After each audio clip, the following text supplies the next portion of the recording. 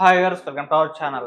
Kakinada port ద్వారా అక్రమ రవాణా జరుగుతుందని దీన్ని రెడ్ హ్యాండెడ్‌గా పవన్ కళ్యాణ్ గారు పట్టుకున్న ఆ వీడియోలు, విజువల్స్ అన్నీ కూడా సోషల్ మీడియాలో వైరల్ అవుతున్నాయి. అసలు ఏంటి ఈ అక్రమ రవాణా? ఎవరు చేస్తున్నారు? మరి అక్కడ పవన్ కళ్యాణ్ గారు ఆ స్థానిక ఎమ్మెల్యే పైన కూడా కాస్త ఘాటుగా మాట్లాడడం, ఆ వీడియోలు కూడా వైరల్ అయిపోతున్నాయి. సో, ఇప్పుడు ఇదే అంశం మీద డిస్కస్ చేయడానికి ప్రెజెంట్ మనతో పాటు జయదేవ్ గారు సీనియర్ జర్నలిస్ట్ ఉన్నారు. వారితో ఒకసారి డిస్కస్ చేద్దాం. నమస్కారం సార్. సార్, పవన్ కళ్యాణ్ గారు అది పోర్టు ద్వారా అక్రమ రవాణా జరుగుతుందని చెప్పేసి దీన్ని ఆపలేకపోయిన ఆ టీడీపీ ఎమ్మెల్యే పైన కూడా ఆయన ఫైర్ అయిన వీడియో కూడా వైరల్ అవుతుంది సార్. అసలు ఎవరు ఈ అక్రమ రవాణా చేస్తున్నారు? ఏం జరిగింది అక్కడ? మరి దీన్ని ఎలా పట్టుకున్నారు? మీరేం చెప్తారు సార్? ఫైర్ అయ్యారు అనే కన్నా ఏంటండి, మీరే కదా బాధ్యత తీసుకోవాలి కదా. చిరాకుగా అది ఫైర్ అవ్వడం కాదు. అంటే ఏం అడుగుతాం, మీరు చిన్నవాళ్ళేం కాదు అని. అంటే ఇప్పుడు ఆయన స్థానికంగా ఉండే టీడీపీ ఎమ్మెల్యే కానీ ఏం చేస్తారు? ఇప్పుడు ఆయన వెళ్ళి కాపలా కాయలేడుగా. ఎవరైతే స్థానికంగా ఉండే కక్కుర్తి ఎదవలు ఉంటారో వాళ్ళు ఈ పనికి పూనుకుని ఉంటారు. అది కాకుండా ఇవాళ బయటకు వచ్చిందంటే మరి గత 5 ఏళ్ళకి ఏం జరిగిందో, గత 5 ఏళ్లలో ఎన్నిసార్లు వెళ్ళిపోయిందో, ఎక్కడెక్కడ డ్రగ్సే వచ్చాయా? ఏదో అదేదో ఉక్రెయినో, లేదంటే దాన్ని ఏమంటారు రష్యానో, ఏవో అక్కడ నుంచి ఆ ఇంటర్పోల్ వాళ్ళు ఇన్ఫర్మేషన్ ఇస్తే కదా ఇక్కడ విశాఖలో పట్టుకున్నారంట. ఇక్కడ పట్టుకున్న వాళ్ళది ఏం లేదు. అంటే ఇక్కడ ఎవరు హ్యాండ్ ఉంది? ఎవరు దాన్ని వెనకుండా నడిపించారు? ఏ రకంగా యువతని బానిసలు చేయాలనుకున్నారు? ఎవరది? ఆయన అదే అన్నాడు, ఆ కీలక బాధ్యత పోషించిన వ్యక్తులు ఎవరు? వీళ్ళని కాదు పట్టుకోవాల్సింది, వాళ్ళు పట్టుకోండి అన్నట్టు.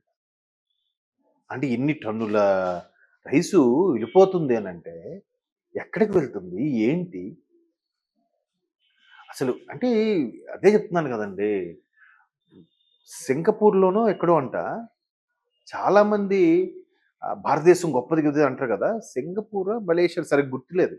బట్ ఆ కంట్రీలో వాళ్ళు చాలామంది భారతీయుడు అంటే మాత్రం నమ్మరంట. ఎందుకు నమ్మరనంటే ప్రపంచంలో అన్ని దేశాలు కూడా తిప్పికొట్టాయి. వాళ్ళ కింద బానిసలుగా పనిచేయడానికి ఎవరు ఇష్టపడలేదు బ్రిటిష్ వాళ్ళ కిందకి. ఒక్క మీ దేశంలోనూ మాత్రం 150 ఏళ్ళు పరిపాలించారు. అది కాకుండా వాళ్ళకి తొత్తులుగా మీ వాళ్ళే పనిచేశారు. సో మీకు ఎథిక్స్ ఉండవు, మీకు ఎవరు డబ్బులు ఇస్తే వాడితోనే ఇదవుతారు అన్నట్టుగా వాళ్ళు అలా బిహేవ్ చేస్తారంట. మొన్న ఒక పెద్ద ఆయన, ఏదో పేరు గుర్తులేదు, ఇంటర్వ్యూ చెప్తున్నాను. అచ్చా అవునా, నేను ఇంతవరకు విశ్వగురువుగా భారతదేశం ఎక్కడికి వెళ్ళినా, ప్రపంచ నలుమూలకి ఎక్కడ వెళ్ళినా భారతదేశం గర్వంగా చెప్పగలను అనుకున్నాను. కానీ అంటే ఇక్కడ నేను ఈ ఎగ్జాంపుల్ ఎందుకు చెప్పానంటే, ఎంత ఎదవన్ బూతులు వస్తున్నాయి కానీ ఎంత ఇదిగా నీచంగా ఉన్నా కూడా ఇంకా వాడికి కూడా ఇంకా జెండా పట్టుకొని జై కొట్టే వాళ్ళు ఉన్నారు. అంటే దానివల్ల ఎంత మూలాల్లోకి వెళ్తే ఎంత భయంకరమైన దారుణం జరుగుతుందో చెప్పలే. ఇప్పుడు పవన్ కళ్యాణ్ గారు అక్కడ ఆవేదన వ్యక్తం చేసింది ఏంటంటే, ఇలా అక్రమంగా వెళ్ళిపోతుందంటే, ఎగుమతి అవుతుందంటే రేపు పొద్దున అక్రమంగా దిగుమతి కూడా ఈజీ అయిపోతుందిగా. ఒక్క దిగుమతే కాదు, అక్రమంగా ఏ దొంగ ఎదవలు చొరబడుతున్నారో దేశంలోకి. ఒకప్పుడు మరి కసబ్గాడు ఎక్కడ ఎలా చొరబడ్డాడండి? ఇట్లా మన స్థానికంగా ఉండే కొంతమంది వెధవులు సపోర్ట్ చేయబట్టే కదా అంత ఈజీగా రాగలిగాడు. అంత బేభత్సం విధ్వంసం సృష్టించాడు.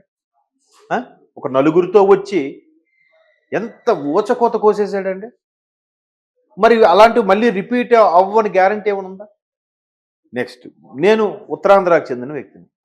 మాది ఒక మారుమూల ఊరు అయినప్పటికీ అక్కడ వివిధ మతాల పేర్లు నేను చెప్పను. ఆ దేశాలు ఎక్కడి నుంచి వస్తున్నారో తెలియదు కానీ వాళ్ళు అక్కడికి వచ్చి ఆ రోడ్డుకి, హైవేకి అటు ఇటు ఉన్న స్థలాల్ని, అక్కడ షాపుల్ని కొనేస్తున్నారు మెల్లమెల్లగా. అక్కడ ఎవరు పట్టించుకోరు కదా. ఎవరు ఎక్కడ పక్కూరు నుంచి వచ్చాడు వీడు, పక్కన సర్లే కొనుక్కునేది పెట్టుకున్నాను. అలా ముందు మూలకి వెళ్ళి వ్యాప్తి చెంది, అంటే రేపొద్దున సిటీస్లో ఎక్కడైనా ఏమైనా జరిగితే ఆ మారుమూలకి వెళ్ళి తలదాచేసుకుంటారు. అక్కడ ఉంటే ఎవరికి తెలియదుగా. అక్కడ ఉండే వాళ్ళు కూడా ఏమంటారు, మా వాళ్ళని వెనకేసుకొస్తారు. అంటే అవి రాబోయే రోజుల్లో అలాంటి జరుగుతాయేమో అనే భయాన్ని ఆయన వ్యక్తపరిచారు. అఫ్కోర్స్ మన ఇంటెలిజెన్స్ వ్యవస్థ, ఐబీ ఇంటెలిజెన్స్ బ్యూరో చాలా పటిష్టమైనది. నిజంగా మిగతా దేశాలతో పోల్చితే ప్రపంచంలో టాప్ 5లో భారతదేశం ఒకటి ఉంది ఇంటెలిజెన్స్ సంబంధించి. చాలా ఇదిగా గట్టిగా పనిచేస్తుంది. అంటే చెప్తున్నాను, అలాంటివి పరిస్థితులు ఎదురైనప్పుడు మన స్థానిక మనం అలా అని మనం ప్రతిసారి కాపలా ఉంటామంటే కాదు. కానీ ఒక కన్నేసి ఉంచాలిగా. ఏంటి, ఏం జరుగుతుంది, ఏంటి, ఎవడెవడు అసలు గవర్నమెంట్ కూటమి ప్రభుత్వం రాగానే పాతవన్నీ ఎక్కడికక్కడ చెక్ పెట్టేలాగా కార్యకర్తలకి ఎవరెవరైతే సుమోటోగా స్వీకరించి ముందుకొస్తారో వాళ్ళకి వాలంటీర్గా పనిచేస్తాం అనుకున్న కొంతమంది స్వచ్ఛంద సంస్థలకి అందరికీ ఇంటిమేషన్ ఇవ్వాలి. మీకు తెలిసిన ఎక్కడ ఏ అరాచకం ఉందా తెలుస్తుంది, అరాచకం అని తెలుస్తున్నా మాకు సీక్రెట్గా లెటర్ రాయండి, లేదా పలానా నంబర్కి ఫోన్ చేసి చెప్పండి, లేదా వాట్సాప్ చేసేయండి మీరు, లేదా సోషల్ మీడియా ట్రోల్స్ చేయండి, మేము చర్యలు తీసుకుంటాం అన్నట్టుగా చెప్పుకుంటే ఈరోజు ఇప్పుడు ఇది వీళ్ళు వెళ్తుందంటే ఈ గత 5 ఏళ్ళు ఎన్నిసార్లు వెళ్ళింది, కూటమి ప్రభుత్వం వచ్చిన ఈ 5 నెలల్లో మళ్ళీ ఎన్నిసార్లు వెళ్ళింది, ఎంతమంది కళ్ళు కప్పు. ఇప్పుడు ఇది చిన్నది కాదు కదండి, అంత పెద్ద షిప్లో వెళ్తుందంటే కాకినాడ పోర్ట్ నుంచి, అదేమైనా చిన్న గుండు చూదే పాకెట్లు పెట్టుకుని సైలెంట్గా వెళ్ళిపోవడానికి. అంటే ఎంతమంది ఎధవలు, అందరూ ఉద్యోగులు ఉండొచ్చు, స్థానికులు ఉండొచ్చు, లేదంటే వేరే దేశద్రోహులు ఉండొచ్చు. సో అలాంటి విషయాలు ఆయన కొద్దిగా సీరియస్ అయ్యి అసలు ఎంత ధైర్యంగా ఎంత విచ్చలబడిగా వీళ్ళు ఎగుమతి చేస్తున్నారు అని అంటే దీని వెనుకున్న కీ పిన్, ఆ పిన్ పాయింట్ ఎవరో, కీలక వ్యక్తి ఎవరో కనుక్కోండి అన్నట్టుగా ఆయన మీరు మరి మీరు స్థానిక ఎమ్మెల్యేనా, మీరు మీరు కూడా చూడాలి కదా, చూసుకోకపోతే ఎలా అండి. జనరల్గా అంటాం కదా, ఇప్పుడు ఉన్నాం మీరు ఆఫీసులో, సార్ ఉన్నప్పుడే అలా వచ్చేసి ఉన్నప్పుడు నువ్వు చూసుకోవాలి కదా, ఏం చేస్తున్నావు అని మాట వస్తుంది కదా. బాధ్యత ప్రజల్ని ఎన్నుకుంటే కేవలం ప్రజలు ఓటేసారు అయిపోయింది, సంక్రాంతికో పండగకో చేస్తామని కూడా కాదు కదా. అన్ని రకాలుగా అంటే మిస్టేక్ చేశారని కాదు, అరే ఇంత పెద్ద నేరం జరిగిందే మనం పట్టించుకోలేదే అన్న స్థాయిలో మాట్లాడాడు. అంతేగాని సీరియస్ అవ్వడం గురించి కాదు. ఆయనతో పాటు నాదెండ్ల గారు కూడా ఉన్నారు, మరో మంత్రి, ఆయన ముఖం కూడా ఎట్లా ఏం చేస్తున్నారు అసలు అందరూ అన్నట్టు కూడా అన్నాడు ఆయన. అలా అంటే మన నాదెండ్ల గారి మీద సీరియస్ అయినట్టు బాధ్యతగా ఉండాలి కదా అనేది ఉద్దేశం. కాకపోతే ఇది నిజంగా డీప్గా ఆలోచిస్తే ఎంత పెద్ద మిస్టేక్ జరిగిపోయిందో ఆల్రెడీ. ఇప్పుడు సింగం అనే సినిమా ఉంటుంది సూర్యాది, మీరు చూసారండి. అది క్యాజువల్గా ఉంటుంది, ఒకడికి పడదు అన్నట్టు ఉంటుంది. కానీ ఆ వేరే దేశాల నుంచి, సౌత్ ఆఫ్రికా లాంటి కంట్రీస్ నుంచి వేరే ఎవడొచ్చేసి డ్రగ్స్ ఫేస్ చేసేస్తుంటారు కదా, జరుగుతున్నాయి. జరిగినవే తీశారు వాళ్ళు, తెలియదు మనకి ఎవడు ఎలాగా ఏ విషయానికి. మనిషి ఎక్కడో ఒక్క దగ్గర లొంగిపోతాడండి.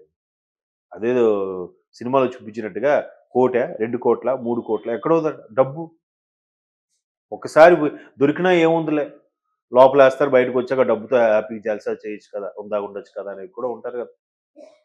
అంటే మనిషి యొక్క ఆలోచన విధానాలు దిగజారిపోయిన క్రమంలో ఇట్లాంటివి కొద్దిగా సీరియస్గా తీసుకోవాలి, నిఘా పెంచాలి, లేదా ప్రజలను కూడా అంత భాగస్వామ్యం చేయాలి. మీరు పలానా నెంబర్కి మీరు మీ నెంబర్ సీక్రెట్గా ఉంచబడుతుంది, లేదా పలానా దానికి లెటర్ రాసి ఒక బాక్స్, కంప్లైంట్ బాక్స్ లెటర్ పడేయండి, పలానా దగ్గర అవకతవక జరుగుతుంది, పలానా దగ్గర మిస్యూజ్ అవుతుంది.